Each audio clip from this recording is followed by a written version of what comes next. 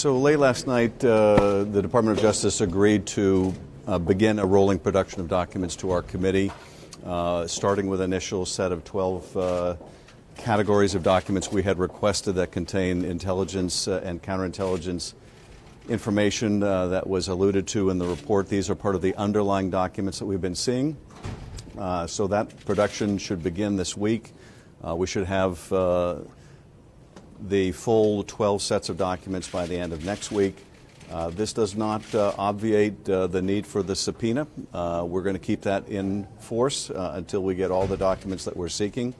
But that production is going to start now, and we hope that it will continue by the department. This, I should also mention, however, is no substitute in any way, shape, or form for the appearance of Bob Mueller before our committee and the Judiciary Committee.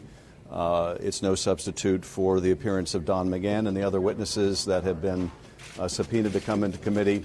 But we are pleased that we are finally going to start receiving documents that we're entitled to from the Department of Justice.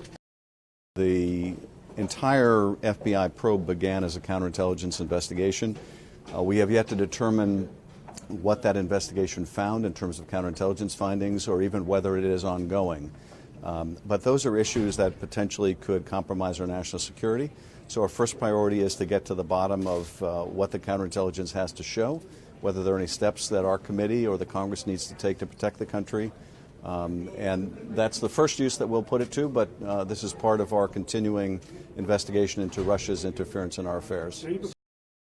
We have every expectation that he's going to appear before our committee as well as the Judiciary Committee.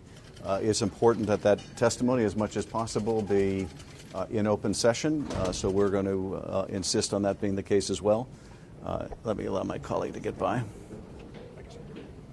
But it's also vitally important that the department not try to censor what he can say to our committee.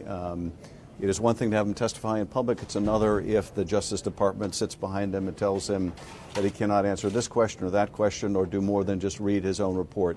That won't fly. Do you think the most important part of the testimony will be public, but there may certainly be certain aspects involving classified information that we have.